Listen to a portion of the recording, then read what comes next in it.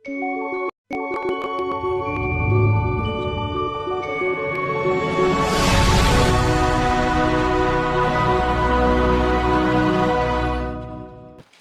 వచ్చిన ప్రతి ఒక్కరికి మరి దేవుడు తన మాటల చేత, తన వాక్యము చేత మరి ఆదరించాలని కోరుతున్నాను.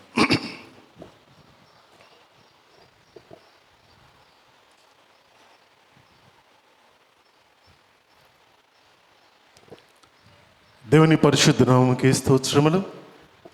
పరిశుద్ధమైన దేవుడు ఈ పరిశుద్ధమైన ఆదివారపు దినమున ఉదయకాల జామున కుటుంబాలుగా, సంఘంగా మనందరము చేరి రైట్ దేవుణ్ణి స్తుతించే అవకాశం ప్రభువారు అనుగ్రహించినారు. మరి ఇది ఇప్పటి వరకు అనేక మరి కీర్తనల ద్వారా, సాక్షుల ద్వారా, ఆరాధన ద్వారా ప్రభువారిని మహింపరుచున్నాం. మరి ఈ సమయము దేవుడు మన కొరకు ఏర్పాటు చేసింది. ఇప్పటి వరకు జరిగిన సమయం అంతా మనం ఆయన కొరకు ఏర్పాటు చేసింది. రైట్. ప్రతి ఆదివారము 2 సంఘటనలు జరుగుతాయి. ఒకటి ఫేజ్ 1, మనమందరము గడిచిన వారం అంతా కూడా దేవుని కొరకు మరి దేవుడు మనందరిని బతికించిన విధానమును జ్ఞాపకము చేసుకుంటూ ప్రతి అనుభవమును గురించి ఆయన కృతజ్ఞతలు చెల్లించడానికి ఆయన ఆరాధనలో పాల్గొంటాం. వాక్యము సమయము ప్రాముఖ్యమైన సమయం. ఎందుకంటారంటే అది దేవుడు నీతో మాట్లాడే సమయం. అప్పటి వరకు నువ్వు దేవునితో మాట్లాడే సమయం. ఈ 2 కలిసినప్పుడు ఫ్రూట్ఫుల్గా ఫలింపజేస్తుంది. కాబట్టి మనము దేవుణ్ణి మహింపరచడము ఎంత అవసరమో, దేవుని యొక్క మాటను వినాలనుకునే ఆశ ఉండడం కూడా అంతే అవసరం. చాలామందికి ఈ విషయం తెలియక నాకు కేవలం పాటలు కావాలని పోతారు, పాటలు అయిపోయిన తర్వాత వెళ్ళిపోతారు. కొంతమంది కేవలం వాక్యంకే వస్తారు, పాటలు నాకు ఇంట్రెస్ట్ లేదని అంటారు. దెర్ ఈజ్ నో ఇంట్రెస్ట్ ఇక్కడ. ఇది ఇంట్రెస్ట్ కాన్సెప్ట్ కాదు. Right. We need to be serious about what we are doing. చక్కటి వర్తమానాన్ని నేర్చుకోవడానికి సిద్ధపడదాం. మరి we will learn today about tongue. అవునా? నాలుక గురించిన కొన్ని విషయాలు నేర్చుకుందాం ఈరోజు. నాలుక గురించిన కొన్ని విషయాలు నేర్చుకుందాం. అంటే మాటను గురించిన విషయాలు నేర్చుకుందాం. మరి ఈ విషయము మనకు తెలుసా, తెలీదా అంటే దాదాపుగా అందరికీ తెలుసు. మన గురించి మనం తెలుసుకుందాం. మనం ఏ విధంగా ఉండాలో, దేవుడు ఏ విధంగా ఉండాలని దేవుడు కోరుకుంటున్నాడో తెలుసుకుందాం. అంగీకరించిన వాళ్ళు మార్పు పొందుతారు, అంగీకరించని వారికి మరొక అవకాశం ఉంటుందో లేదో మనకు తెలియదు. కాబట్టి ఈ అవకాశం ఇస్తున్నప్పుడు, దేవుడు నేర్చుకునే అవకాశం ఇస్తున్నప్పుడు నేర్చుకోవడానికి నీ హృదయాన్ని సిద్ధపరచుకో. ఈరోజు మన ధ్యానాంశము యాకోబు పత్రిక నుండి మనము ధ్యానాంశం చేస్తాము. 3వ అధ్యాయంలో ఒక్క మాట చదువుదాం. 5, 6 వచనం. అలాగునని నాలుక కూడా చిన్న అవయవమైనను బహుగా అదిరిపడును. ఎంత కొంచెము నిప్పు ఎంత విస్తారమైన అడవిని తగలబెట్టును. నాలుక అగ్నియే.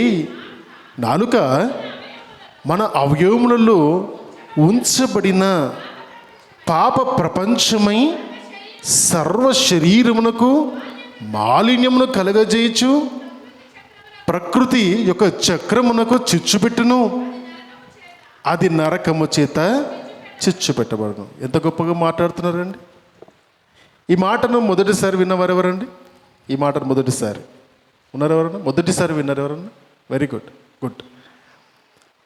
నాలుక గురించి దేవుడు ఎంత భయంకరంగా మాట్లాడుతున్నాడంటే అది పాప ప్రపంచం అంటున్నాడు. నాలుక గురించి మాట్లాడుతూ పాప ప్రపంచం అంటున్నాడు. యాకోబు భక్తుడు గురించి కొద్ది విషయాలు మనము నేర్చుకుందాం. ఎందుకంటే తన ఉద్దేశం, ఆలోచన విధానము ఒకసారి మనం అర్థం చేసుకుంటే ఈ విషయాలు చాలా క్లియర్గా యాకోబు భక్తుడి యొక్క హృదయంలో నుండి అర్థం చేసుకుంటాం. ఆ మాటను మరి పరిశుద్ధాత్మ దేవుడు తన హృదయంలో ఎందుకు పెట్టాడు, మనకు ఈరోజు ఎంత రెలవెన్స్ అనే విషయం కూడా నేర్చుకుందాం. ఈ యాకోబు భక్తుడు ఎవరు? యాకోబు భక్తుడు ఎవరు తెలుసా? ఇటు నుంచి చెప్తారు ఎవరన్నా? యాకోబు భక్తుడు యేసుక్రీస్తు ప్రభువారికి తమ్ముడున్నాడని తెలుసా? యేసుక్రీస్తు ప్రభువారికి తమ్ముడున్నాడు. ఆయన యేసుక్రీస్తు ప్రభువారు మరణించిన తర్వాత అప్పుడు నమ్ముకున్నాడు.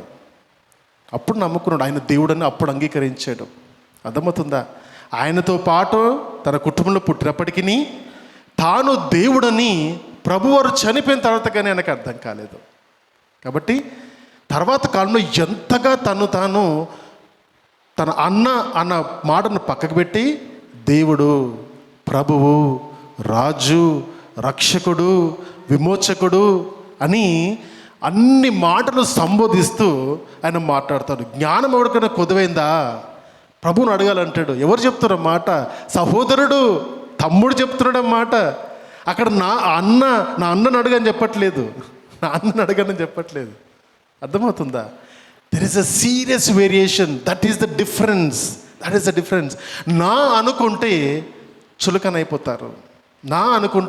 చులకనైపోతారు, దేవుడు అంటే అందరిలాగా నేను. ఆ చూసే కన్నులు ఇక్కడ మరియమ్మ తల్లి ద్వారా మనకు నేర్పిస్తారు. తల్లి అయినప్పటికీ కుమారుణ్ణి వెంబడించింది, తమ్ముడైనప్పటికీ తన అన్నను రక్షకునిగా అంగీకరించాడు. ఇది యాకోబు. మరి ఈ యాకోబే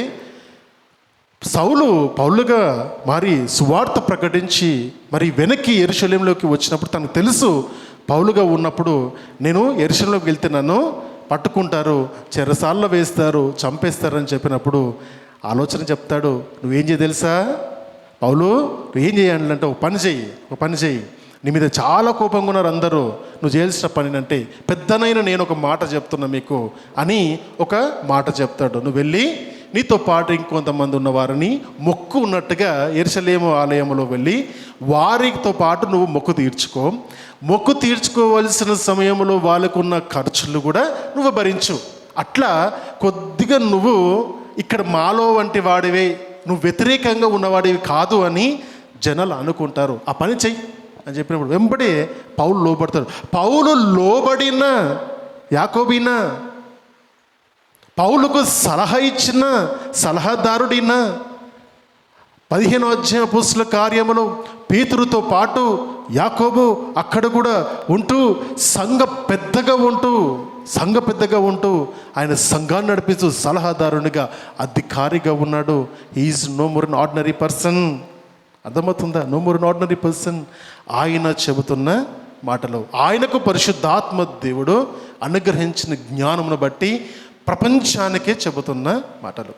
ఈ అధ్యాయం అంతా కూడా దేన్ని గురించి ఎక్కువగా మాట్లాడుతుందంటే యూదులలో అనేక మంది బోధకులు అవ్వడానికి ఇష్టపడేవారు. అంటే బోధకులు అవ్వడానికి ఇష్టపడడం కంటే కూడా మంచి మాట ఏంటంటే బోధకులకు గొప్ప గౌరవము దొరికేది. యూదుల్లో బోధకులకు రబ్బీలు అని మాట మనము తరచుగా విన్నాం. బోధించేవారికి అతి గొప్ప గౌరవం. ఇప్పుడు లేదులేండి, అది ఇప్పుడు లేదు. ఆ గౌరవం ఎంత గౌరవం అంటే దాదాపుగా రాజులకు ఇచ్చేంత గౌరవము వాళ్ళ మాటకు కానీ వాళ్ళ నిర్ణయాలకు కానీ కట్టుబడి ఉండే అటువంటి స్థానము బోధకులకు ఉండేది. అయితే కొంతమంది యూదులు ఆ యూద మతంలో నుండి క్రీస్తును అంగీకరించి క్రైస్తత్వంలోకి ఎప్పుడైతే మార్చబడ్డారో వారికి ఏం ఆలోచన వచ్చిందంటే, మాకు యూద మతంలోని ధర్మశాస్త్రం మాకు తెలుసు, ఈ ధర్మశాస్త్రమును మేము క్రీస్తు తత్వముగా మేము ప్రకటించడానికి మేము అర్హులము. ఎందుకంటే అప్పుడున్న గ్రీక్ మాట్లాడేవారు అన్ని జనులు, వారికి ధర్మశాస్త్రం గురించిన విషయాలు తెలీదు. కాబట్టి ఆ గ్రీకు మాట్లాడే వాళ్ళు లేదా అన్య జనులుగా ఉన్నవారు క్రీస్తుని సరిగ్గా చెప్పలేరేమో, మేమైతే పాత నిబంధన గ్రంథం అంతా కూడా తీసి మరి అనేక మందికి గొప్పగా సువార్త చెప్పగలుగుతామని ఆనాడు క్యూరియాసిటీ ఎక్కువ మందికి సువార్త వెళ్ళాలంటే ఎక్కువ మంది బోధకులు అయితే బాగుంటుందని ఆ ఆలోచనతో ఉండేవారు. వారికి రాశాడు ఈ అధ్యాయాన్ని. అందుకే మొదటి మాట చదవండి. మొదటి వచనం, 3వ అధ్యాయం 1వ వచనం. నా సహోదరులారా, బోధకులమైన మనము మరి కఠినమైన తీర్పు పొందుదామని తెలుసుకొని మీలో అనేకులు బోధకులు కాకుండుడి అంటే కమ్మన కావద్దన. ఒక బోధకుడు ఇంకో బోధకుడు కాకు అని చెప్తున్నాడు. వావ్, చెప్తారా అట్లా ఎవరన్నా? కుటుంబాల్లో తండ్రి డాక్టర్ అయితే కొడుకు డాక్టర్ కావాలి, అవసరమైతే కోడలు కూడా డాక్టర్ కావాలి. అర్థమవుతుందా?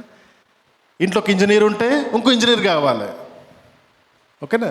మరోడి కల్చర్లో ఒక ఇంట్లో ఒక సీఏ ఉంటే వీళ్ళంతా సీఏలు ఉండాలి. మేము అడుగుతాం వాళ్ళని, మీరు ఇంట్లో బ్యాలెన్స్ షీట్లు ఇన్కమ్ స్టేట్మెంట్ తప్ప వేరే మాట్లాడతారా అంటే నవ్వుతారు వాళ్ళు. ఇది తప్ప ఇంకేమైనా మాట్లాడతారా అంటే ఇంకేం మాట్లాడరు. Why am I selling this?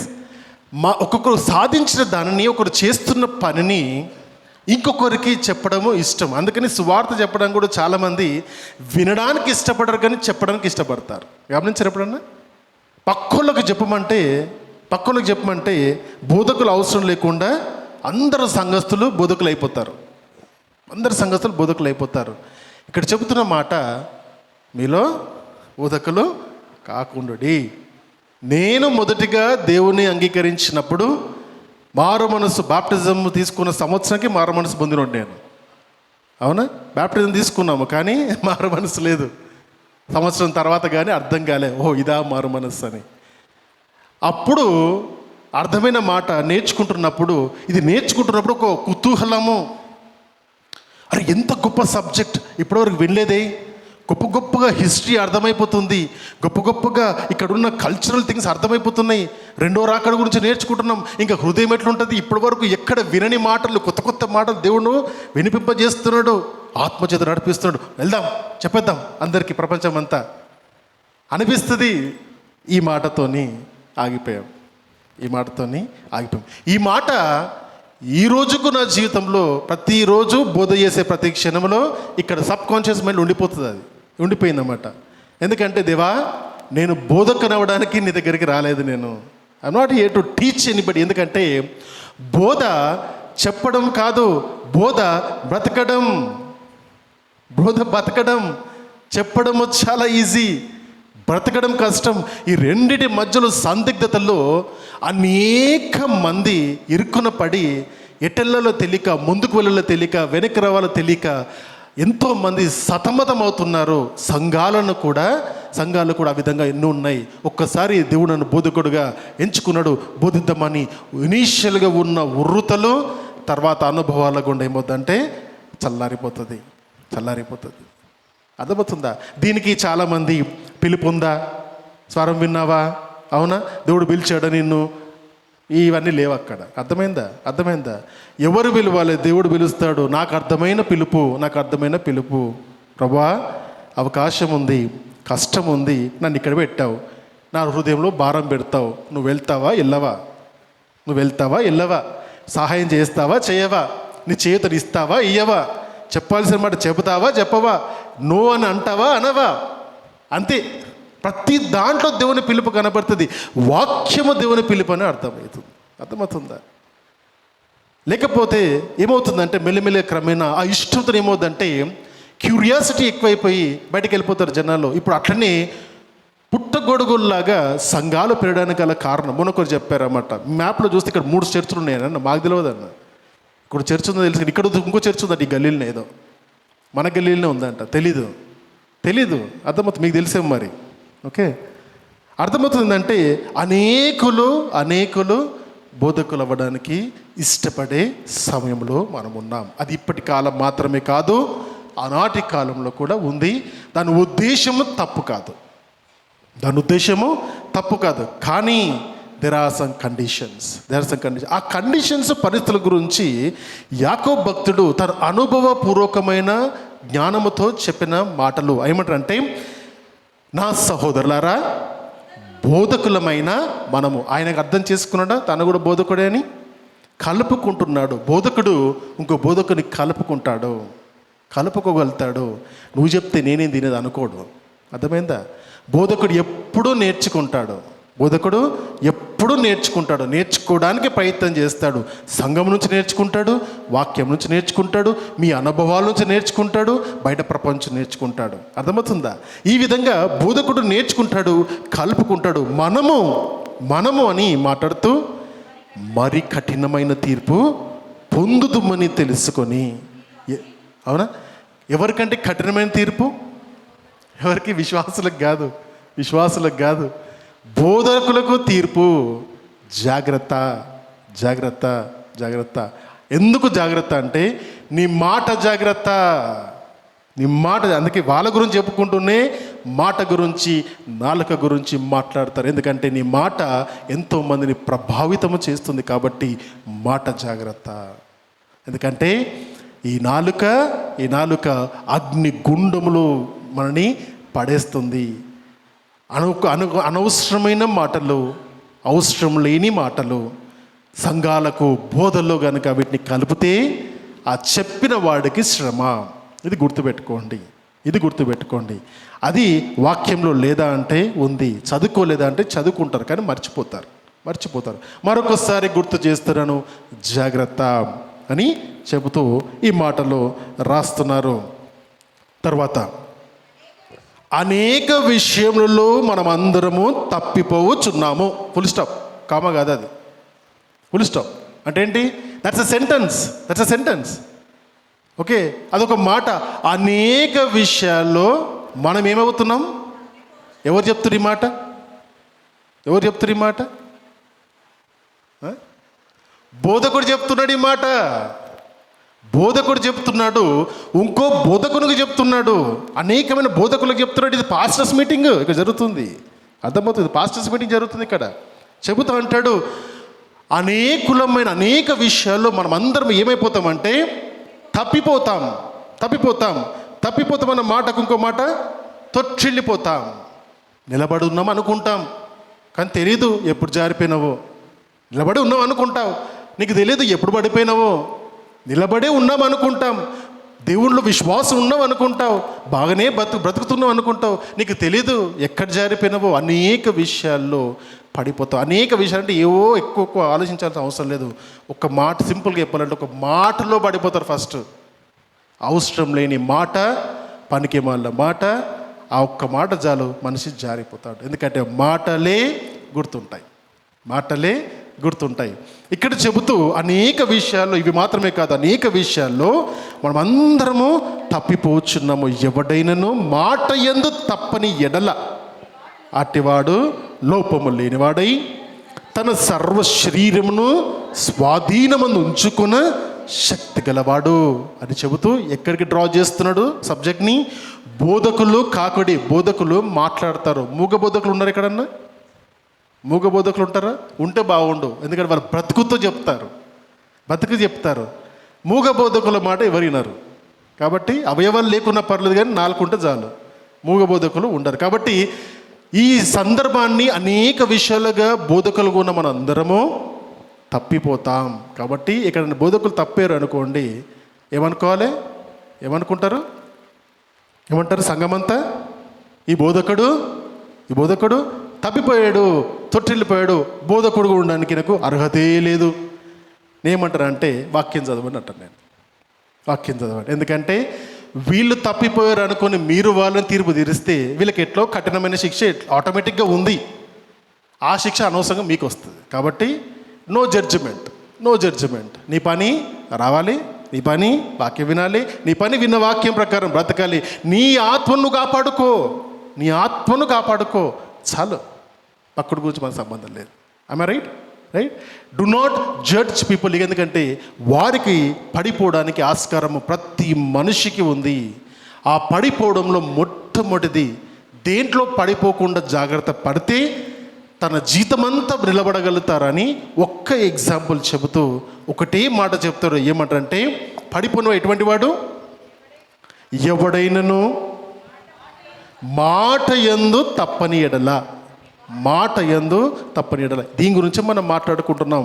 కేవలం బోధకుల కోసం అంటే వదిలేస్తామా? ఇప్పుడు అన్న ఎట్లా బోధకులు చెప్పిండు అంటే ఈ వాక్యం నాకు కాదనుకుంటారేమో.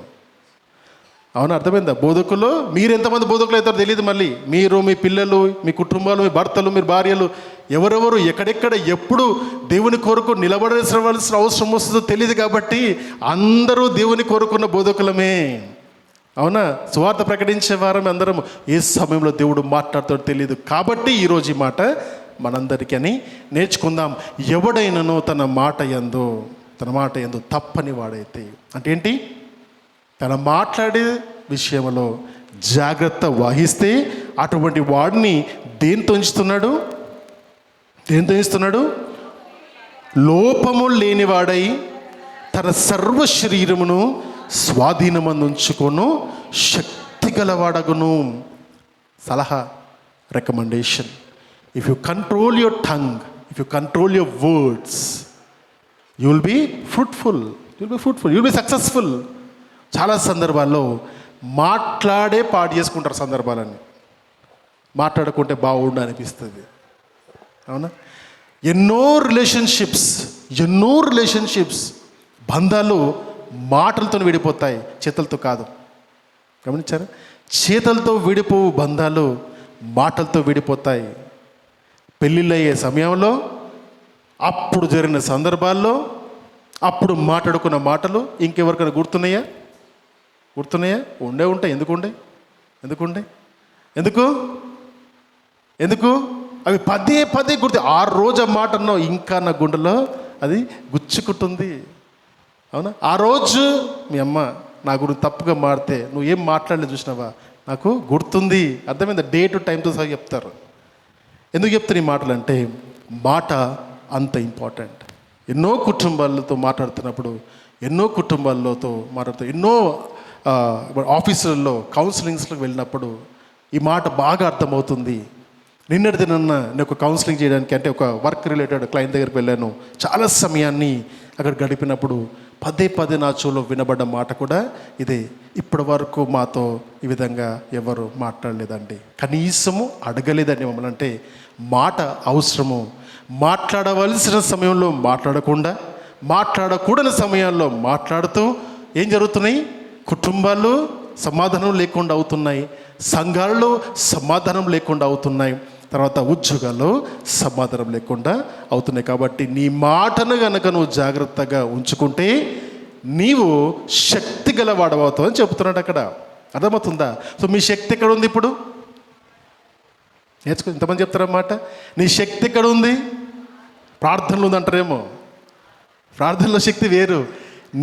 నువ్వు శక్తిమంతుడు ఎప్పుడవుతావు అంటే, నీ మాటను నీ అదుపులో ఉంచుకున్నప్పుడు నువ్వు శక్తిమంతుడు అవుతావు. కాబట్టి ఒక సలహా ఇస్తాను. ఎదుటి వాడిని బాధ పెట్టేలని అనిపించినప్పుడు ముతికి టేప్ వేసేసుకో. ఎదుటి వాడిని నిందించాలనుకున్నప్పుడు ప్లాస్టర్ వేసేసుకో. ఎదుటివాడి కొరకు తప్పుగా మాట్లాడకు అనుకున్నప్పుడు జిప్ వేసేసుకో. అర్థమవుతుందా? షటాప్.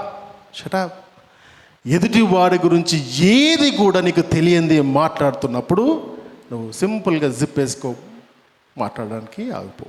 ఏమంటారంటే 5 సెకండ్లు ఆగు. ఎందుకంటే అది ఆపుకోలేకపోతే దాని తర్వాత వచ్చే ఫ్లడ్ ఏ విధంగా ఉంటుందంటే, అదొక సముద్రము, ఇంకా వరదలాగా కొట్టుకొని పోతే మాటలు ఎన్ని మాట్లాడతారో ఏం మాట్లాడతారో తెలియదు, కానీ అది స్టార్ట్ అయిందంటే మళ్ళీ ఆగదు అది. కాబట్టి కాకుండా కంట్రోల్, రైట్? మరి ఇంకొన్ని మాటలు కూడా చూద్దాం. చాలా ప్రాక్టికల్గా మనం ఈ వాక్యాన్ని ఈరోజు చూద్దాము. తర్వాత కొన్ని ఎగ్జాంపుల్స్ చెబుతున్నారు. యాకోబు భక్తుడి యొక్క అనుభవం నుండి మనము నేర్చుకుందాం.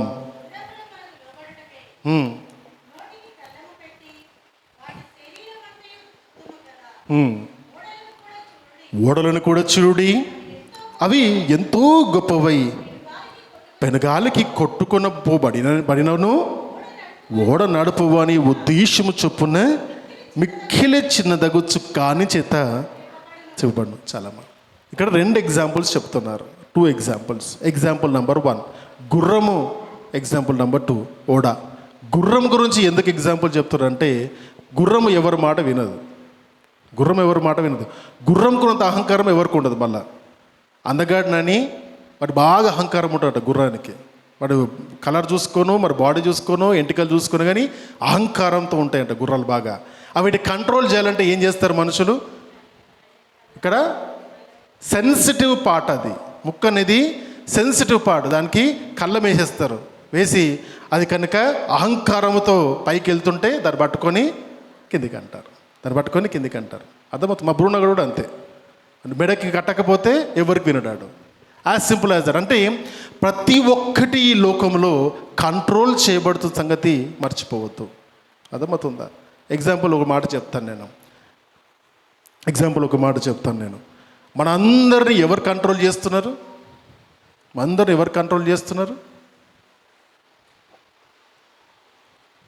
ఒక మాట చెప్పమంటారా? ఈఎంఐలు కంట్రోల్ చేస్తున్నాయి అందరు. ఈఎంఐలు కంట్రోల్ చేస్తున్నాయి. ఉదయకాలంలో ఇవ్వాలి, ఎప్పుడు పడుకున్నా టైంకి లేవాలి, టైంకి ఆఫీస్కి వెళ్ళాలి, ఒక్కరోజు కూడా లీవ్ పెట్టొద్దు, జ్వరం వచ్చిన లీవ్ పెట్టొద్దు. అంటే బ్యాక్గ్రౌండ్ ఏముంది? వాట్ ఈస్ దట్ కంట్రోలింగ్ అస్? మనం కొన్న ఇల్లు, మనం చేసిన అప్పులు, అవునా, స్కూల్ ఫీజులు, ఇవేం చేస్తున్నాయి? కంట్రోల్ చేస్తున్నాం. అన్నిటినీ కంట్రోల్ చేస్తారు. లేకపోతే ఎవరికి వింటారు? ఎవరికైనా వింటారు? ఎవరన్నా అర్థమవుతుందా? This something within us which is controlling us. అర్థమవుతుందా? దేవుడు ఏమంటే ఇవన్నీ ఒక ఎత్తుని కనబడుతున్నప్పుడు గుర్రాన్ని చూసి ఒక మాట నేర్చుకో, అది ఎగిరిపోకు, అంటే కంట్రోల్ దాటి ఉండకున్నట్టు దాన్ని ఏం చేస్తున్నారు? కళ్ళెం పెడుతున్నారు. కళ్ళెం పెట్టి అంటారు దాన్ని. ఆ కళ్ళెం పెట్టి దాన్ని కంట్రోల్ చేస్తున్నారు. దాన్ని కంట్రోల్లో పెడుతూ, ఎందుకు కంట్రోల్లో పెట్టాలి? అర్థమవుతుందా? కంట్రోల్ చేస్తున్నారు. కంట్రోల్ అని మారుతున్నప్పుడు ఎందుకు కంట్రోల్ పెట్టాలంటే అందరూ సమానముగా సంతోషముతో ఉండాలి. అంటే అందరి కంట్రోల్స్లో ఉండాలి. ఒకవేళ ఉండకపోతే ఏమవుతుంది అంటే అందరు కంట్రోల్ తప్పిపోతారు. సింపుల్ ఎగ్జాంపుల్, అలాగే అనదర్ ఎగ్జాంపుల్. రోడ్డు పైన వెళ్తున్నారు యవనస్తులకు చాలా బాగా అనిపిస్తుంది. అది ఏంటంటే బైక్ రైడింగ్. ట్రాఫిక్లో 80 స్పీడ్లో పోవడం వాళ్ళకు గొప్పగా అనిపిస్తుంది. అవునా? బంపర్ టు బంపర్ మరి ట్రాఫిక్ నడుస్తున్నప్పుడు వీడు పక్క గల్లీల నుంచి ఇటు ఇటు ఇటు అనుకుంటూ వాడు బైకులు తిప్పుతూ ఉంటాడు. రోడ్డు మీద వెళ్తూ మాకు కనబడుతుంటాడు, నవ్వు వస్తుంటుంది. ఆ రోడ్డు నుంచి ఈ రోడ్డుకి ఇట్లా అడ్డం పోతారు. ఇట్లా, అవునా, అందరు ఇట్లా పోతుంటే వీడు ఇట్లా పోతాడు. అర్థమవుతుందా? ఈ విధంగా కంట్రోల్ తప్పి నా ఇష్టం, ఇది నా ఇష్టం, నా బండి, నా రోడ్డు, నా ఇష్టం, నాకు ఏజ్ ఉంది, నేను కంట్రోల్ చేయగలుగుతానని ఏమనుకుంటాడు? అన్కంట్రోల్డ్ వేరే వెళ్తాడు. యాక్చువల్గా వాడుకు అన్కంట్రోల్ ఉండదు కాబట్టి మిగతా అందరూ కంట్రోల్లో ఉంటారు. వీడు పిచ్చోళ్ళగా వస్తున్నాడురా, వీడు కొంచెం జాగ్రత్తగా నడిపిద్దాం మనము అనవసరంగా మనం వెళ్ళి వాడికి కొట్టామంటే వాడు కింద పడతాడు. కాబట్టి చుట్టుపక్కల అందరికీ అర్థమైపోతుంది, చెప్పకుండా అర్థమైపోతుంది. ఆటోమేటిక్ మేమందరం కంట్రోల్లోకి వస్తాం, వాడు అన్కంట్రోల్గా ఉన్నాడు కాబట్టి. అయితే ఈ విధంగా అన్కంట్రోల్లోకి వెళ్ళడం వల్ల ఏమవుతుందంటే సమానత్వము లేకుంటే ఆ బ్యాలెన్స్ అనేది ఇంబ్యాలెన్స్ అవుతుంది. ఆ ఇంబ్యాలెన్స్ అవ్వడం వల్ల ఏమవుతుందంటే సమతుల్యత పోతుంది. ఎప్పుడైతే బ్యాలెన్సింగ్ అనేది ఇంబ్యాలెన్స్ అవుతుందో అప్పుడు సొసైటీ మొత్తం మారిపోతుంది. గమనించండి, ఇప్పుడు జరుగుతున్న సొసైటీ మొత్తం కూడా మెల్లమెల్లగా బ్యాలెన్స్ నుండి ఇంబ్యాలెన్స్ అవ్వడంలోకి స్లోగా స్టార్ట్ అయింది. మనుషులలో ఎందుకు ఈ కంట్రోల్ గురించి మనం మాట్లాడుకుంటామంటే మనుషులు కంట్రోల్లో లేకపోతే అది ఏమవుతుందంటే సమతుల్యత పోతుంది. సమతుల్యత పోయినప్పుడు గొడవలు స్టార్ట్ అవుతాయి, ప్రాబ్లమ్స్ వస్తాయి.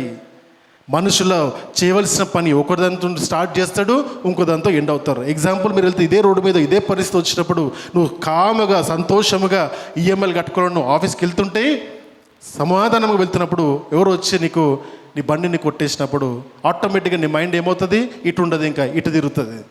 వీడిపైన నీ ఫ్రస్ట్రేషన్ అంతా తీస్తావు. ఇన్ని రోజులు నీ బాస్ మీద ఉన్న కోపము, నీ భార్య మీద ఉన్న కోపము, బయట అందరి మీద ఉన్న కోపము, అప్పులోడి మీద ఉన్న కోపం అంతా ఎవరి మీద చూపిస్తావు? నిన్ను యాక్సిడెంట్ చేసిన వాడి మీద చూపిస్తావు. కొట్లాడుకుంటారు. అందుకే రోడ్డు మీద మస్తు మంది కొట్లాడుకుంటారు. ఆ బండికి ఇంత అవుతుంది. నేను ఆ ఎగ్జాంపుల్ మీకు చెప్పాను, గుర్తుందా?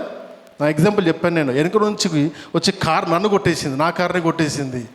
సరే పోన్లే, ట్రాఫిక్లో ఉంటారు కదా పిల్లలు, చూశాను యవనస్తులు ట్రాఫిక్లో ఉన్నారు కదా, పర్లేదులే అనుకొని నేను చూసి చూడనట్టుగా వెళ్ళిపోయాను. ముందుకు వెళ్ళిపోతే నేను ఏం అనలేను అనుకున్నాడు పాపం వాడు. అనుకొని వెనక నుంచి వచ్చి ట్రాఫిక్ సిగ్నల్ దాటిన తర్వాత వచ్చి నాకు అడ్డం కార్లో పెట్టి ఏం నడిపిస్తున్నావు అంటుండు. నేను నడిపిస్తుంది నువ్వా? అవునా? అట్లా బ్రేక్లు వేస్తారు ఎవరన్నా అని ఉల్టా నా మీద అంటున్నాడు. నేను సింపుల్గా దిగి ఏమన్నావు అన్నంతే. పోనీలే పాపము పిల్లలని వదిలిపెడితే గొడవ పెట్టుకోవడానికి వచ్చావా? తిట్టుకుందామా కొట్టుకుందాం చెప్పు మరి. నా కారులో రాడ్ ఉంటుంది తెలుసా మీకు? పెద్ద రాడ్ ఉంటుంది నా కారులో. ఓకే, ఎమర్జెన్సీ కుక్కల కోసం పెట్టుకున్నాను. ఓకే, సింపుల్గా డోర్ తీసే లోపలికి అర్థమైపోయింది మ్యాటరు. ఇటు చూడడానికి ఇట్లా పెద్దగా ఉన్నాడు, బాడీ పెద్దగా ఉంది అనుకున్నాడు. ఏమనుకున్నాడు? సారీ సార్ అని చెప్పేసి వెళ్ళిపోయాడు. My dear friends, I'm telling you, they so many people. నువ్వు వదిలిపెట్టా నిన్ను వదిలిపెట్టారు జనాలు. కాబట్టి కొన్నిసార్లు నువ్వు కూడా ఇవ్వాల్సి వస్తుంది. సమాధానంతో మనం ఉంటున్నాం, మనల్ని సమాధానంగా ఉండనివ్వరు. ఎందుకంటే వాడు కంట్రోల్లో లేడు. వాడి కంట్రోల్ లేడు. ఇటువంటి రోజుకు 10 జరుగుతుంటే, ఇది జరుగుతుంటే how will you be in control? ఎట్లుంటావు నీవు? అర్థమవుతుందా? కుటుంబాల్లో ప్రతి దినము నస నస నస నస ఉంటే, కుటుంబంలో భార్యతోనూ భర్తతోనూ లేకుంటే పిల్లలతోనూ బయట వాళ్ళతోనూ అత్తమామలతోనూ కోడలతోనూ ఉంటున్నప్పుడు ఏ విధంగా ఉంటుంది? గిజి గిజి గిజి గిజి గిజి ఉంటున్నప్పుడు కుటుంబాల్లో ఏమవుతుంది? సమాధానము, సమతుల్యత తొలగిపోతుంది. My dear friends, I'm telling you. కాబట్టి దానికి అంత కారణము దేని నుంచి వస్తుందంటే మాట. ఈ మాట, మంచి మాట చెప్తా నేను. సామెత గ్రంథము చూద్దాం, 18వ అధ్యాయం 21వ వచనం. మరణము జీవం గురించిన మాట చదువుదాం. జీవం మరణములు నాలుక వశంలో, జీవం మరణములు నాలుక వశంలో ఉన్నవి. దాని యందు ప్రీతి పడువారు దాని ఫలమును తిందురు. చాలమ్మా. జీవము మరణము దేంట్లో ఉందన్నారు? మాటలో ఉందంట. వినరే మాట? నా మాటే శాసనం. విన్నారా? వినే అంటారు కదా, అంతే. నువ్వు మరణమన్నో జీవమన్నో ఏదైనా నీ మాటనే. ఇది సినిమా డైలాగ్ అనుకుంటారేమో, దేవుని మాట అది. యాక్చువల్ అర్థమైందా? దేవుని మాట అది. ఆయన ఆజ్ఞ. నేను మాట్లాడుతున్నవాడు సైన్యములకు అధిపతగు యెహోవా సెలవిచ్చినది ఏమనగా అని మాట్లాడుతూ ఆయన మాట ప్రతి ఒక్కటి ఆజ్ఞగా మారుతుంది. అర్థమవుతుందా? కాబట్టి ఆయన మాట్లాడుతున్నప్పుడు చాలా సందర్భాలు దేవుడు తను తాను మనకు ప్రదర్శించుకుంటాడు. అనేక సందర్భాల్లో తను తాను ప్రదర్శించుకుంటారు. పౌలు భక్తుడు ఒక సందర్భంలో ఏం జరుగుతుందంటే,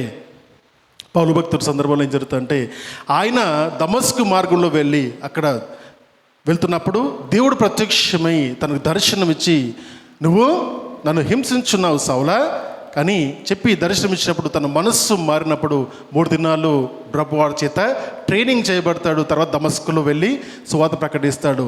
దమస్కులో నుండి అక్కడ నుండి తప్పించుకొని యెరూషలేములోకి వచ్చేస్తాడు. యెరూషలేము దేవాలయంలో కూర్చొని ప్రార్థన చేస్తుంటాడు. ప్రభు అంటాడు, ఇక్కడ ఉండొద్దు, నువ్వు వెళ్ళిపో, ఇక్కడ ఉండొద్దు, నువ్వు వెళ్ళిపో అని చెబితే, నో ప్రభువా, నో నేను ఇక్కడే ఉంటా, ఇక్కడే ఉండి ఇక్కడే ఉన్న యూదులందరికీ నేను సువార్త ప్రకటిస్తానని అంటున్నప్పుడు ప్రభువారు ఏమన్నారు? ఆటోమేటిక్ గొడవలు అయితే వెళ్ళిపోతాడు. అర్థమవుతుందా? ఆ సమయంలో దేవుడు ఒకేసారి మాట్లాడతాడు. అననీయ దగ్గరికి వచ్చినప్పుడు సౌలు గురించి మాట్లాడేటప్పుడు, ప్రభువా ఈయనెవరో తెలుసా నీకు? ఈయన యెరూషలేములో అధికారుల దగ్గర నుండి పత్రికలు ఆర్డర్ తెచ్చుకున్నాడు, మనందరినీ హింసించడానికి. నీకు తెలుసా ఆయన అంటే, silence, you go and help him. Ananias, you go and help him అంటే ఏ సందర్భంలో ఏది మాట్లాడాలో ప్రభువే నేర్పిస్తున్నాడు. అనేక సందర్భాల్లో మాట్లాడకుండా ఉండడానికి ప్రభువే మనకు మాదిరిగా ఉన్నారు. పిలాతు ముందర మౌనంగా ఉన్నాడు ప్రభువారు. హెరోదు ముందర మౌనంగా ఉన్నారు ప్రభువారు. అవునా? అర్థమవుతుందా? అన్నయ్య తర్వాత అన్న కైప సభలో మౌనంగా ఉన్నారు ప్రభువారు. సిలువలో మాట్లాడారు. గమనించండి. ప్రభు నేర్పిస్తున్న మాటలు ఏంటంటే, ఎక్కడ మాట్లాడాలో అక్కడ మాట్లాడు. నీ మాటకు విలువ ఉన్న దగ్గర మాట్లాడు, నీ మాటకు విలువ లేని దగ్గర మౌనంగా ఉండు. నీ మాటను వినేవారి దగ్గర నీ మాట మాట్లాడు, నీ మాట వినని వారి దగ్గర అస్సలు మాట్లాడకు. As simple as that. ఎన్నో మీటింగ్స్లో మాట్లాడే వాళ్ళు గొప్పవారు అనుకుంటారు. మై డియర్ ఫ్రెండ్స్, నో, మాట్లాడేవారు ఎప్పుడు గొప్పవారు అనుకోవద్దు. కొన్ని సందర్భాల్లోని, అనేక సందర్భాల్లో మౌనంగా ఉన్నవాడే నిజంగా గొప్పవాడు. మాట్లాడు, కంట్రోల్డ్గా మాట్లాడు. మాట ఇటు అటు తొట్టిల్లకుండా, నీ మాటల ట్రాప్లో చిక్కుబడకుండా జాగ్రత్తగా ఉంటూ ఎదుటి వారికి క్షేమకరంగా ఉండేలాగా మాట్లాడడానికి ఇష్టపడు. 8వ వచనం చూద్దాం ఒక మాట. ఏ నరుడును నాలుకను సాధన చెయ్యనేరడు, అది మరణకరమైన విషయముతో నిండినది, అది నిరర్గళమైన దుష్టత్వమే. ఏం చేయాలంట? ఏ నరుడు నాలుకను సాధు చేయనేడు. ఇంకో పైన మాట చదువుతాం. మృగ, పక్షి, సర్ప, జలచరములలో ప్రతి జాతియు నరజాతి చేత సాధుకా జాలును సాధు ఆయను కానీ ఏ నరుడును నాలుకను సాధు చేయనేరడు. దాని అర్థం ఏంటంటే టేమింగ్ అంటారు అన్నమాట. It's called as taming. Taming అంటే ఏంటంటే కంట్రోల్ చేయడము లేదా ట్రైనింగ్ ఇవ్వడము, దానికి కంట్రోల్ చేసి ట్రైనింగ్ ఇవ్వడం. అర్థమవుతుందా? ఈ లోకంలో ఉన్న ప్రతి జంతువును మనిషి తనకు అనుగుణంగా మార్చుగలుగుతాడు. తనకు అనుగుణంగా తనకు ట్రైనింగ్ ఇచ్చి తన అదుపులోకి తెచ్చుకోగల సమర్థత నరునికి ఉంది. కానీ నరుని నాలుకను ట్రైనింగ్ చేసుకునే సమర్థత నరునికి లేదు. అర్థమవుతుందా? So there is no training for talks. అంటే నీ నాలుకకు ట్రైనింగ్ లేదు. ఈ లోకంలో ఉన్న సమస్త జీవరాశులను నువ్వు ట్రైన్ చేయవచ్చు. ఏ విధంగా ట్రైన్ చేయొచ్చు? కుక్కలనైతే బోన్లో వేస్తావు, సింహాలను బోన్లో వేస్తావు, సర్పములు గుహలో దాచిపెడతావు. అర్థమవుతుందా? ఇటువంటి కోళ్ళు, పిల్లులు, అన్నిటికీ కోతులను సమస్తమును నువ్వు నీ వశము చేసుకోవచ్చు. ఏదో రకంగా దాన్ని కంట్రోల్ చేసి. ఆ జ్ఞానము ప్రతి నరునికి ఉంది. నరుడు దాన్ని చేయగల సమర్థుడు. ప్రపంచంలో ఉన్న జీవరాశులన్నీ కూడా నరునికి లోబడతాయి. కానీ నరుని యొక్క నాలుక ఎవరికి లోబడుతుంది? ఎవరికి లోబడుతుంది? అర్థమవుతుందా? ఈ నాలుక, నీ మాట ఎవ్వరికి లోబడదు, ఎవ్వరి వల్ల ట్రైన్ చేయబడదు, దానికి ఎవ్వరు ట్రైనింగ్ ఇవ్వలేరు. That's what God is telling, not I'm telling. అర్థమవుతుందా? నేను అనుకుంటానేమో మాట్లాడే విధానాన్ని నేర్పించగలుగుతామో, మాట్లాడకుండా నేనైతే ఆపలేం కదా. ఈ విధంగా మాట్లాడాలని చెప్పగలుగుతామేమో, ఇది రైట్ ఇది రాంగ్ అని చెప్పగలుగుతామేమో, కానీ ఏ సందర్భంలో ఎట్లుండాలో నువ్వే డిసైడ్ చేస్తావు కదా. అర్థమవుతుందా? మాట్లాడడానికి మనిషి నాలుకకు ట్రైనింగ్ ఎవరు ఇవ్వలేరు. You cannot tame the tongue of the men. దానికి ఎవ్వరు కూడా ట్రైనింగ్ అనేది ఇచ్చి దాన్ని కంట్రోల్లో పెట్టలేరు. ఎందుకంటే అది మరణకరమైనది. మరణకరమైనది. ఎంత మరణకరమైనది అంటే, కింద మాట ఎంత మరణకరమైనదంటే, సారీ అమ్మా, దానికి వద్దాం, మళ్ళీ పైన వచ్చి చదువుదాం. 5వ వచనం. అలాగునని నాలుక కూడా చిన్న అవయవమైనను బహుగా అదిరిపడును. ఎంత కొంచెము నిప్పు ఎంత విస్తారమైన అడవిని తగులబెట్టును. నాలుక ఏంటంటే ఇక్కడ నాలుక అగ్నియే. నాలుక అగ్నియే. ఈ నాలుక ఏం చేస్తుంది? నాలుక గురించి కరెక్ట్గా మాట్లాడకుండా నాలుక ఏం చేస్తుంది? అగ్ని వేస్తుందని చెప్తున్నాడు. నాలుక అగ్ని. స్టవ్ వెలిగిస్తే స్టవ్ వెలిగి వంట అవుతుంది, అడవిలో వెలిగిస్తే మంట కొంపలు మోస్తుంది. As simple as that. అంటే ఇది అగ్ని. అగ్ని is so powerful. Fire is so powerful and so dangerous. అర్థమవుతుందా? So powerful, so dangerous. అందుకని ప్రభువును స్తుతించుతాం ఇదే నాలుకతో, మనుషుల్ని శపిస్తాము ఇదే నాలుకతో. అవుతాయా? ఎదుటివాడిని ప్రేమించే తత్వము మా మాటలు ఈ నాలుకతోనే చేస్తాము. ఎదుటివాడి గురించి తప్పుడు మాటలు ఇదే నాలుకతో చేస్తాము. దెర్ ఇస్ నో అదర్ నాలుక. 2 నాలుకలు లేవు పాములాగా, ఒకే నాలుక. ఇది అవయవాలు అన్నిట్లో చాలా చిన్న భాగము, కానీ బాగా అదిరిపడుతుంది. బాగా అదిరిపడుతుంది. ఎందుకు ఈ నాలుక ఏం చేస్తుందంటే మనిషిని యొక్క స్వభావమును, తన పర్సనాలిటీని మీ ముందర చూపిస్తుంది. నేను ఇప్పుడు మాట్లాడుతున్నంటే నా మాట వల్ల నేను ఏమో ఆలోచిస్తున్నాను అనేది మీకు అర్థమవుతుంది. అర్థమవట్లేదా? అర్థమవుతుంది కదా, రైట్. అదేవిధంగా మనం మాట్లాడడం ద్వారానే మనం ఎవరమో ఎదుటివాడికి అర్థమవుతుంది. వీడు మంచివాడు, వీడు చెడ్డవాడు, వీడు అహంకారి, వీడు మృదు స్వభావి. ఎట్లా అర్థమవుతుందండి? మీరు గమనించండి ఎప్పుడన్నా 10 మంది కూర్చున్నప్పుడు, 10 మంది కూర్చొని ఒకే దగ్గర కూర్చున్నప్పుడు మిమ్మల్ని వెళ్ళి ఎగ్జామిన్ చేయమని చెప్పారు. ఎవరు ఎటువంటి వారు నీ శక్తితో గమనించమన్నప్పుడు మొదటిగా నువ్వు చేసేదేంటి? వాళ్ళ డ్రెస్సింగ్ బట్టి వెళ్తారు. వాళ్ళు వేసుకున్న బట్టలను బట్టి, ఓకే వీళ్ళు ఉన్నతంగా ఉండాలని కోరుకునేవారు, వీళ్ళు గొప్పగా ఉండాలని కోరుకునేవారు, వీరు చాలా సింపుల్గా ఉన్నారు. మొదట డ్రెస్సింగ్తో వెళ్తుంది.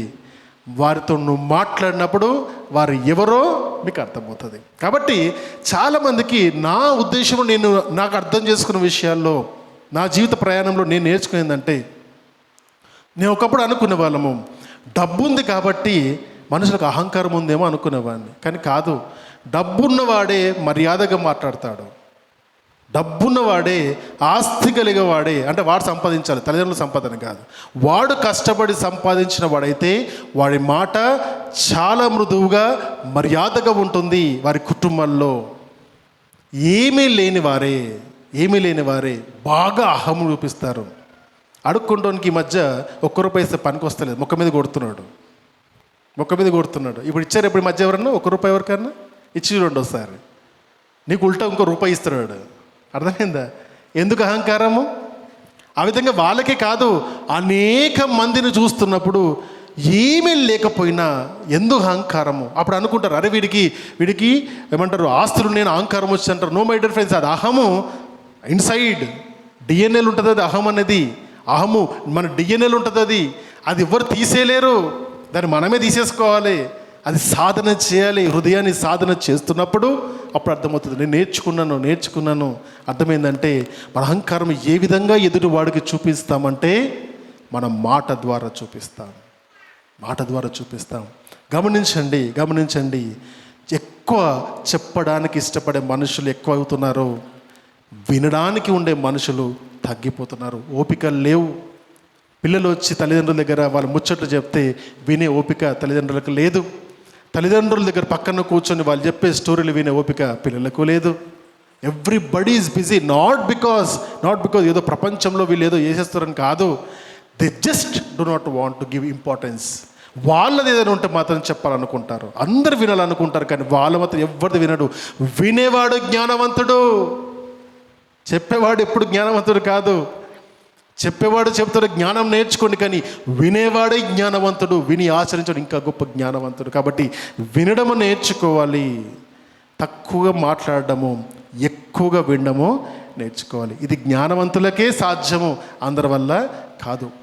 కొంతమంది ప్రొఫెషనల్స్ కలుస్తున్నప్పుడు ఆర్గనైజేషన్ లెవెల్లో వాళ్ళ దగ్గర నేర్చుకుంటుంది ఏంటంటే, ఎస్పెషల్లీ మేము ఇంటర్నేషనల్ క్లయింట్స్తో డీల్ చేస్తున్నప్పుడు అక్కడ సైడ్ ఉన్న వాళ్ళు మేము ఇక్కడి నుంచి మాట్లాడుతున్నప్పుడు కాల్స్లో మాట్లాడతాం, టీమ్స్ కాల్స్లో ఉంటాయి, వీడియో కాన్ఫరెన్స్ అవుతున్నప్పుడు వారితో మాట్లాడుతున్నప్పుడు మేము మాట్లాడేది కంప్లీట్ అయ్యేంత వరకు వాళ్ళు మ్యూట్లో పెట్టుకుంటారు. ఒకవేళ మేము మాట్లాడవలసిన దాటిపోతున్నప్పుడు సింపుల్గా హ్యాండ్ రైస్ చేస్తారు, ఇట్లా కెన్ ఐ టాక్ అని అడుగుతారు.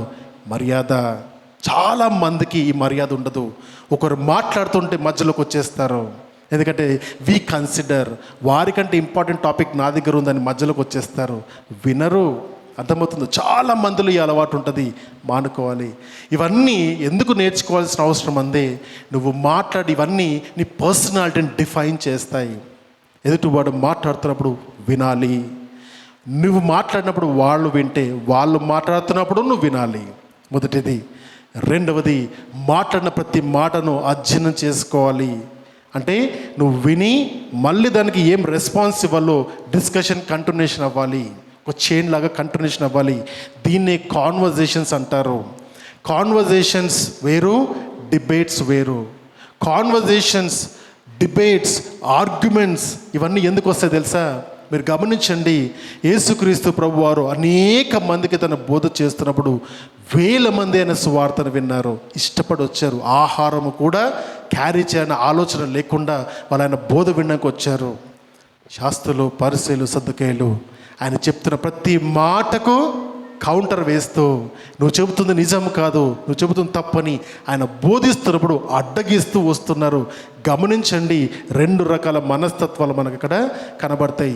నేర్చుకోవాలనుకున్నవాడు వింటున్నారు, నాకు నేను నేర్చుకోని అవసరం లేదనుకున్న వారు అడ్డగిస్తున్నారు. మనందరము ఏదో ఒక సందర్భంలో రెండిట్లలో ఉంటాము. కాబట్టి జాగ్రత్తగా నేర్చుకోవాలి. ఈ అగ్నియ నాలుక అగ్ని, నీ మాట జాగ్రత్త. అది జీవమిస్తుంది, ఒక మనిషికి జీవాన్ని ఇస్తుంది, ఒక మనిషికి మరణాన్ని ఇస్తుంది. ఎప్పుడన్నా గమనించారా? అనేకమైన సూసైడ్ అటెంప్ట్స్లో కానీ, పిల్లలు కానీ పెద్దలు కానీ చూస్తున్నప్పుడు, ఎస్పెషల్లీ ఎగ్జామినేషన్స్ టైంలలో పిల్లలు 10th క్లాస్ ఫెయిల్ అయ్యారని, ఇంటర్మీడియట్ ఫెయిల్ అయ్యారని, ఐఐటీలో ఫెయిల్ అయ్యారని, ఇంజనీర్లో ఫెయిల్ అయ్యారని, వాళ్ళ లైఫ్లో మొత్తం ఫెయిలియర్ అయిపోయారని సూసైడ్ చేసుకుంటారు. ఎందుకు సూసైడ్ చేసుకోవాల్సిన పరిస్థితులు వస్తున్నాయి వాళ్ళకు? గమనించారా? ఎందుకో తెలుసా, వాడికి భయము తల్లిదండ్రులకు వెళ్ళి నేను ఫెయిల్ అయ్యాను అని చెబితే నా తల్లిదండ్రులు నా గురించి ఏమనుకుంటారు అనిపిస్తుందా అనిపించదా? భయం ఎక్కడి నుంచి వస్తుంది? ప్రపంచమంతా నా గురించి ఏమనుకుంటారని ఉండదు వాడికి, నా తల్లిదండ్రులు ఏమనుకుంటారని మాత్రమే ఉంటుంది వాడికి. తల్లిదండ్రులారా మంచి మాట చెబుతా నేను, నీ కొడుకు నీ కూతురు ఫెయిల్ అయినా పాస్ అయినా వాడు నీ కొడుకే. అర్థమైందా? నన్ను అడిగితే ఈ చదువులే అవసరం లేదు, నేను చదువుకొని చెప్తున్నాను, బోధకునే చెప్తున్నాను, ఈ చదువులు అవసరమే లేదు. ఎందుకంటే ఈ చదువులు చదివి ఏమవుతుందంటే బుక్కులే చదివారు, ప్రపంచాన్ని చదివేటప్పటికీ 30 ఏళ్ళు అవుతుంది. 30 ఏళ్ళకు నువ్వు ప్రపంచాన్ని చదవడం నేర్చుకుంటే 40 ఏళ్ళకి నీ బీపీలు షుగర్లు వస్తాయి, 50 ఏళ్ళకు నువ్వు వెళ్ళిపోతావు. 30 ఏళ్ళు చదువు, 20 ఏళ్ళు బ్రతుకు. దాన్ని రివర్స్ చేసి 15 ఏళ్ళు చదువు, 45 ఏళ్ళు 35-40 సంవత్సరాలు బ్రతకడం ఉంటాయి. My days I'm telling you, అంత ఎక్స్పీరియన్స్ వస్తుంది. అనేక మందికి నువ్వు చదువు మాత్రమే కాదు, జ్ఞానాన్ని పంచుతావు. మనుషుల్ని చదివేటట్టుగా మనుషుల మధ్యలో పిల్లల్ని ఉంచండి. పరిస్థితులు అర్థం చేసుకునేటట్టుగా పరిస్థితులలో పిల్లల్ని పంపించండి. కష్టమైన పరిస్థితుల్లోకి వాళ్ళని పంపించండి, కఠినమైన పరిస్థితుల్లో వాళ్ళని పంపించండి, వెళ్ళనివ్వండి. ధైర్యం తెచ్చుకుంటారు వాళ్ళు, నేర్చుకుంటారు వాళ్ళు, నిర్ణయం తీసుకోవడం నేర్చుకుంటారు వారు, మాట్లాడడం నేర్చుకుంటారు, గెలవడం నేర్చుకుంటారు, ఓడిపోవడం నేర్చుకుంటారు, మళ్ళీ లేవడం నేర్చుకుంటారు. అదే అసలైన జీవితము, అదే అసలైన జీవితం. మీకు చెప్తాను, నేను మా దగ్గర పని చేయడానికి వచ్చిన అనేక మందిలో ఎవరైనా సరే 98%, 99% అని అన్ని రెజ్యూమ్లు ఇస్తే నేను సింపుల్గా దాన్ని ఇట్లా కట్ చేస్తాను. నేను రెజ్యూమ్ బంద్ చేసి let me know about you అంటాను. నేను ఐ ఓన్లీ చెక్ పర్సనాలిటీ. నీ చదువు నాకు అవసరం లేదు, నీవు పని చేయడానికి పనికి వస్తావా లేదా మాత్రమే నేను చూస్తాను. నేను చాలామంది చదువుకున్న వారు పని చేయడానికి పనికిరారు. చదువు మాత్రమే వచ్చు. చదువుకొని ఇంటెలిజెంట్ టాప్ ర్యాంకర్ వచ్చిన ప్రతి ఒక్కరు లైఫ్లో సక్సెస్ కాలేదండి. మిడిల్ క్లాస్లో ఉన్న వాళ్ళు 50%, 60% వచ్చిన వాళ్ళు లైఫ్లో చాలా ఉన్నతంగా ఉన్నారు. గమనించండి, గొప్పగా ఉన్నవారు, టాప్ ఉన్న వాళ్ళందరూ ఈరోజు చదువుకున్న వాళ్ళందరూ కాదు. కాబట్టి కేవలము చదువుకు మీరు డబ్బులు ఖర్చు పెడితే, my dear friends, I'm telling you, you're losing money. కాబట్టి పిల్లలకు జ్ఞానం ఇవ్వడానికి కావాల్సిన అన్ని ఏర్పాట్లు చేయండి. వాళ్ళకి జ్ఞానం కావాలి, చదువు ఆటోమేటిక్ వస్తుంది. We call it as qualification versus education. Qualification దొరుకుతుంది కానీ ఎడ్యుకేషన్ దొరకట్లేదు. అంటే సైన్స్ చదువుతాడు, సైన్స్ ఏం చెప్తుందో అర్థం కాదు. ఇంజనీరింగ్ చదువుతాడు, ఇంజనీరింగ్ ఏం చెప్తుందో అర్థం కాదు. సివిల్ ఇంజనీరింగ్ చేస్తారు, డయాగ్రామ్ వేయడం రాదు.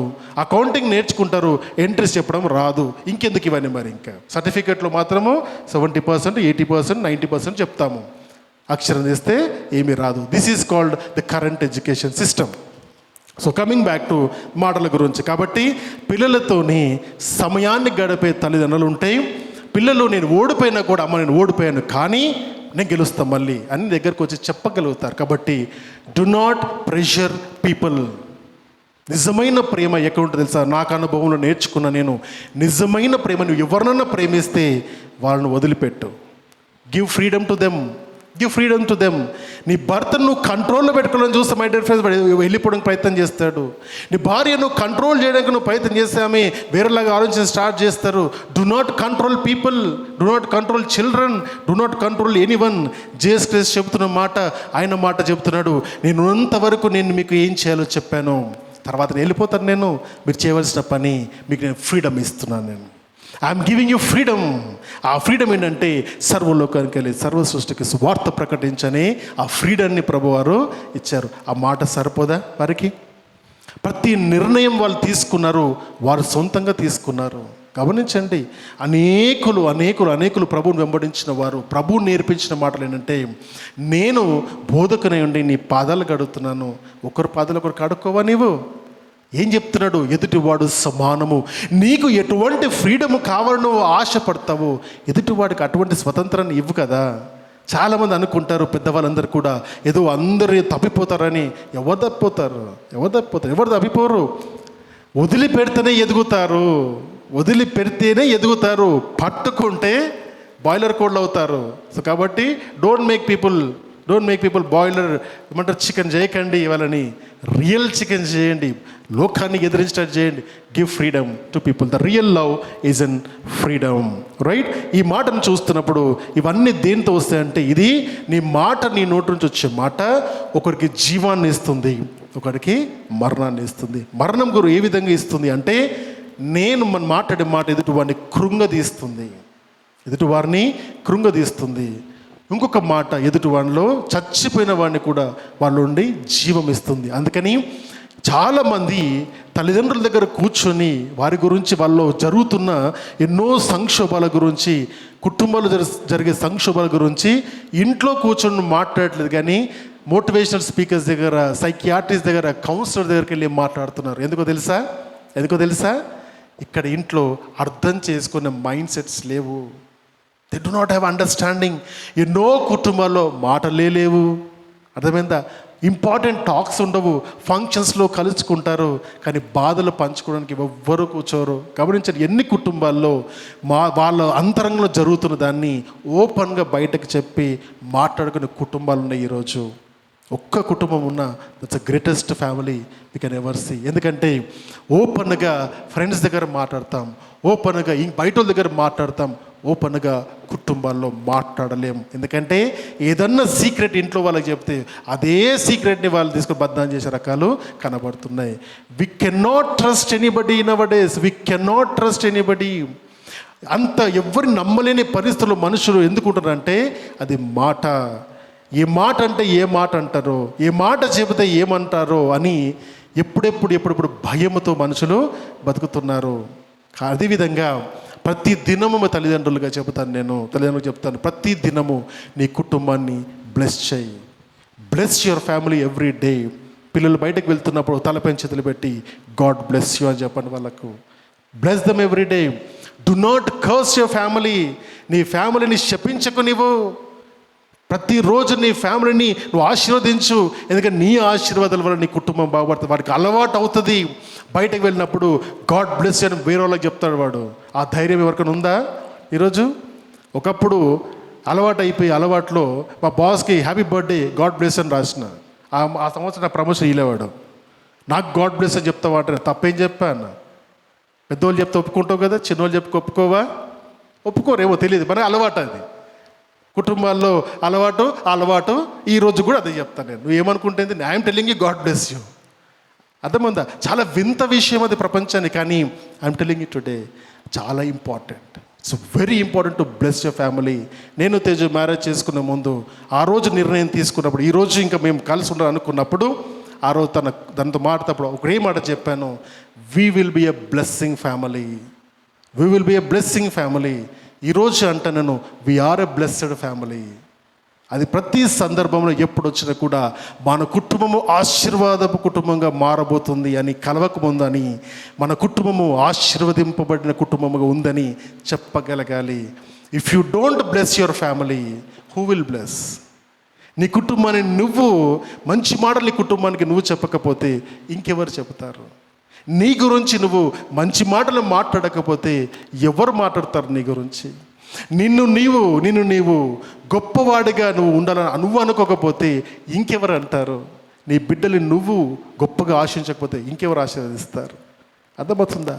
వీ ట్రై టు ఇగ్నోర్ ఈ స్మాల్ థింగ్స్ని చాలా ఇగ్నోర్ చేస్తాం. కానీ ఈ మాట శక్తి గలది, ఈ మాట పవర్లో ఉంది. నీ మాట అగ్ని, కుటుంబాన్ని వెలిగిస్తుంది, కుటుంబాన్ని ఆర్పేస్తుంది. ఆర్పేసేటట్టుగా ఉందా నీ మాట? వెలిగించేటట్టుగా ఉందా నీ మాట ఎదుటివాడిని వెలిగించేవాడిగా ఉండాలి. అనేక మందిని వెలిగించే వాళ్ళగా నీ మాట, నీ స్వభావము ఉన్నప్పుడు ఏమవుతుందంటే, my dear I'm telling you, you will be a blessing to many. You will be a blessing to many. ఎఫెసీయులకు రాసిన పత్రిక చూద్దాం. ఎఫెసీయులకు రాసిన పత్రిక నుండి 4వ అధ్యాయం 29వ వచనము చదువుకుందాం. వినువారికి మేలు కలుగునట్లు అవసరమును బట్టి క్షేమాభివృద్ధికరమైన అనుకూల వచనమే పలుకుడి, కానీ దుర్భాష ఏదైనాను మీ నోట రానీకుడి చలమ వినువారికి మేలు కలిగినట్లు. అవునా? ఇదే మాటను ఇంకోలాగా మాట్లాడాలంటే వినువారికి కీడు కలిగినట్లు. అవునా? వినువారికి కీడు కలిగినట్లు అవసరంను బట్టి, అవునా, భయంకరమైన మాటలు, ప్రతికూలమైన వచనాలు పలుకుడి. అంతే. మంచి చెప్తే వరకు అర్థం కాదు, అందుకే రివర్స్ చెప్పిన అన్నమాట. డైరెక్ట్ చెప్తే అర్థం కాదు అందరికీ. కాబట్టి ఎదుటోన్ని బాధ పెట్టాలంటే నీ నోటికి వచ్చినట్టు మాట్లాడు. కానీ దేవుడు చెబుతున్న మాట ఎదుటివాడికి నీ మాట వల్ల మేలు కలగాలి, మేలు కలగాలి. మేలు కలిగించడానికి ఈ నోరిచ్చాడు దేవుడు. అర్థమైందా? లేకపోతే మనం కూడా అరుచుకుంటూ పిట్టల్లాగా, కుక్కల్లాగా, సింహాల్లాగా అరుచుకుంటూ ఏదో మూగ భాష మాట్లాడుకున్న వాళ్ళం మనందరము. ఈ మాట ఎందుకు ఇచ్చాడు? ఈ భాష ఎందుకు ఇచ్చాడు? ఈ భావం ఎందుకు ఇచ్చాడు దేవుడు? దీన్ని ఎదుటి వారికి మేలుకరంగా, సంతోష కారణంగా దీన్ని ఉంచడానికి ఇచ్చాడు. అంతేగాని ఇచ్చాడు కదా ఈ నోరని ఏది పడితే అది మాట్లాడడానికి ప్రయత్నం చేస్తే మై డియర్ ఫ్రెండ్స్, నువ్వేంటో ఎదుటోడికి తెలిసిపోతుంది. చాలామంది మౌనంగా ఉంటారు, వాళ్ళు జ్ఞానవంతులు అనుకుంటారు చాలామంది.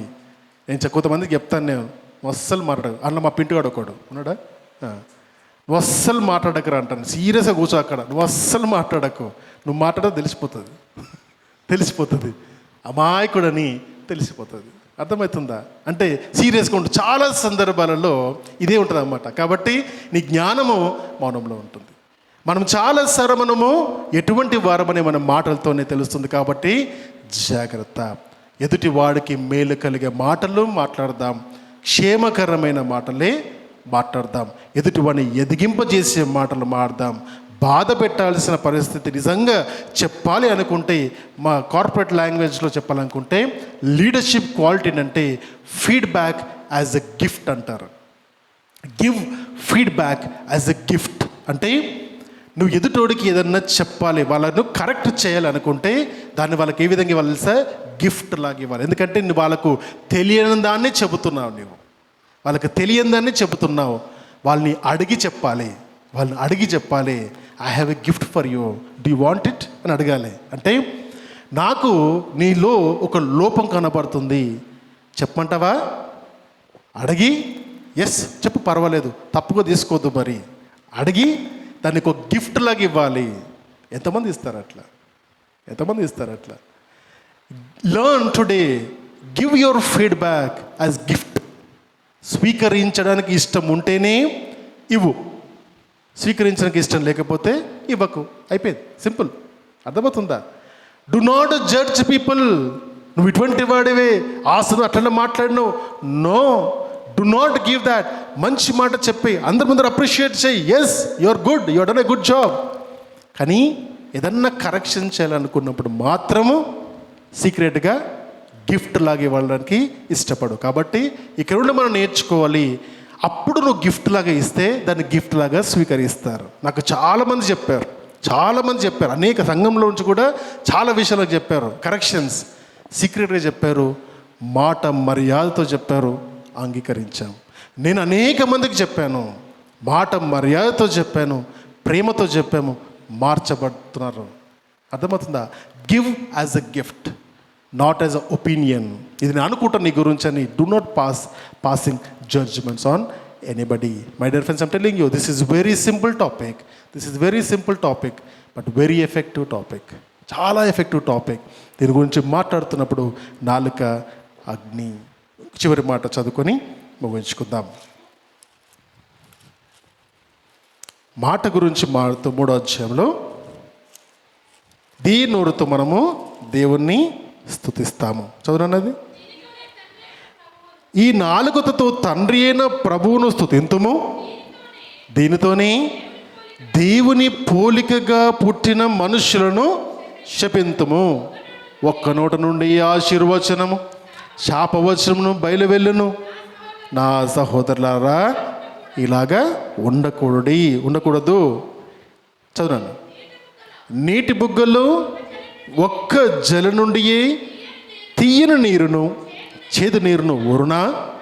నా సహోదరులారా, అంజూరపు చెట్టున ఒలీవ పండ్లైనను, ద్రాక్ష తీగెను అంజూరపు పండ్లైనను కాయినా, అటువలనే ఉప్పు నీళ్ళలో నుండి తీయని ఉప్పు నీళ్ళ నుండి తీయని నీళ్ళను ఊరవో. మీలో జ్ఞాన వివేకములు గలవాడెవడు? వాడు జ్ఞానంతో కూడిన సాత్వికము గలవాడై తన యోగ్య ప్రవర్తన వలన తన క్రియలను కనపరచవలన. అయితే మీ హృదయములలో సహింపనలవు కానీ మత్సరమును వివాదమును ఉంచుకున్న వారైతే అతిశయపడవద్దు. సత్యమునకు విరోధముగా అబద్ధము ఆడకూడదు. ఈ జ్ఞానము పైనుండి దిగి వచ్చినది కాక భూ సంబంధమైనదై ప్రకృతి సంబంధమైనది దయ్యముల జ్ఞానం వంటిదై ఉన్నది. ఏలైనగా మత్సరమును వివాదములు ఎక్కడ ఉండునో అక్కడ అల్లరియు ప్రతి నీచ కార్యములు ఉండును. అయితే పైనుండి వచ్చు జ్ఞానం ఏ విధంగా ఉంటుందంటే, మొట్టమొదటిది పవిత్రమైనది, తర్వాత సమాధానకరమైనది, తర్వాత మృదువైనది, సులభముగా లోబడినది, కనికరముతోనూ మంచి ఫలములతోనూ నిండుకున్నది, పక్షపాతమైనను వేషధారణైనను లేనిదై ఉన్నది. నీతి ఫలము సమాధానము చేయవారికి సమాధానమందు విత్తబడను. అర్థమైందా? This is what the conclusion is. మన నోటి నుండి వచ్చే ప్రతి మాట మన ప్రవర్తనను నిర్ణయిస్తుంది. మొదట మంచి అయినా సరే ఆలోచిస్తాం, తర్వాత మాట్లాడతాం, తర్వాత చేస్తాం. Thought, speak and action. చెడు ఆలోచిస్తాం, చెడు మాట్లాడతాం, చెడు చేస్తాం. ఆలోచనలకు వచ్చిందే మాట్లాడతావు, మాట్లాడిందే చేస్తావు. కాబట్టి నీ మాట వల్ల నువ్వెవరో తెలుస్తుంది. కాబట్టి మాట జాగ్రత్త, మాట జాగ్రత్త. పరలోకమందున్న జ్ఞానము నీలో ఉంటే నీ నుండి వచ్చే మాటలు సమాధానముతో ఉంటాయి, పవిత్రంలో ఉంటాయి, సత్యమై ఉంటాయి, ఎటువంటి పక్షపాతము లేనిదే ఉంటాయి, ఎదుటి వారికి మేలుకరంగా ఉంటాయి. ఈజీగా ఎదుటివారు నీ మాటలు బట్టి కన్విన్స్ అయ్యే విధంగా ఉంటాయి. ఆ విధమైన మాటలు, ప్రవర్తన హృదయము కలవారై మనం ఉండాలి.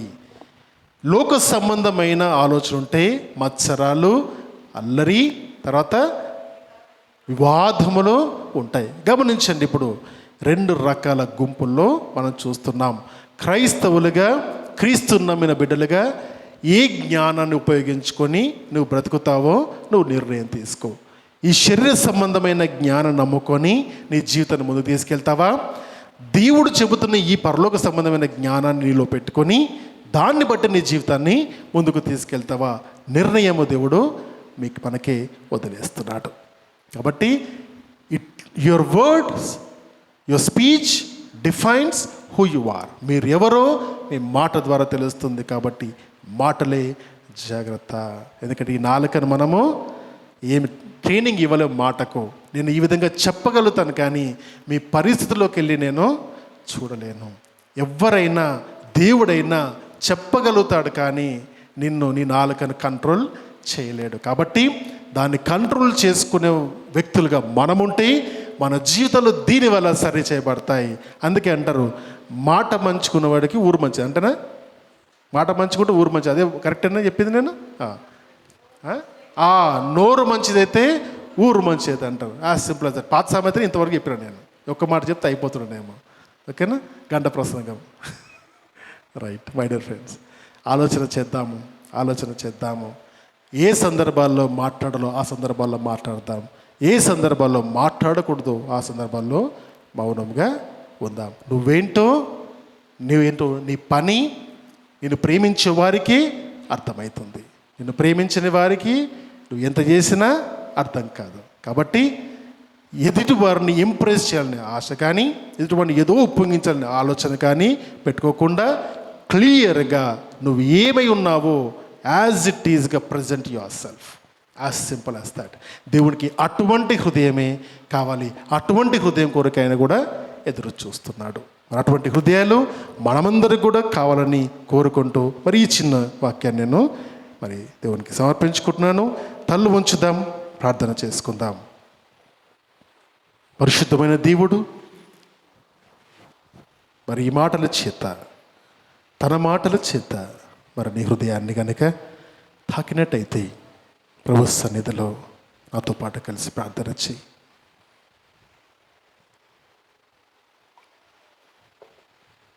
ప్రభు నమ్మదగిన వాడు, జ్ఞాని, అనుభవ జ్ఞానము చేత మాట్లాడిన మాటలు మరియు ఉదయకాల జామున ఈ మహాదేవుని ఆలయంలో నీవు కూర్చుని ఈ మాటలు విన్నావంటే మరి దేవుడు నీతోడు మాట్లాడున్నాడు. నీ జీవితానికి దీన్ని అవలంబించుకొని నిజమే నా జీవితాన్ని నేను మార్చుకుంటాను, నా మాట్లాడే విధానం పైన నేను ఆలోచన చేస్తాను, మాట్లాడక ముందు ఆలోచిస్తాను, మాట్లాడినాక ఆలోచించిన దాని యొక్క ప్రతిఫలం ఏమీ ఉండదని ఎరిగి ప్రతి మాటను ఒక ఆయుధముగా మనం అనుకొని ప్రతి ఒక్కరము కూడా మన మాటల యందు సరళతను పెంచుకొని జ్ఞానయుక్తమైన మాటలని పలకడానికి ఇష్టపడతాం. ఇది దేవుని చిత్తము, దేవునికి అంగీకారమైనది ఇది. అటువంటి జీవితము మనందరము జీవించాలని కోరుతాం. తల్ల ఉంచుదాం, ప్రార్థన చేసుకుందాం. పరిశుద్ధుడైన మా దేవా, మీకు స్తోత్రములైనా. నాలుక అగ్నియే, ఈ ప్రపంచం చక్రంని దేవా నాశనం చేసే అంత శక్తి శరీరములో చిన్న అవయవముగా ఉన్న ఈ నాలుకకు ఉందని మీ జీవవాక్యం మాకు ఈరోజు నేర్పించింది నాయన.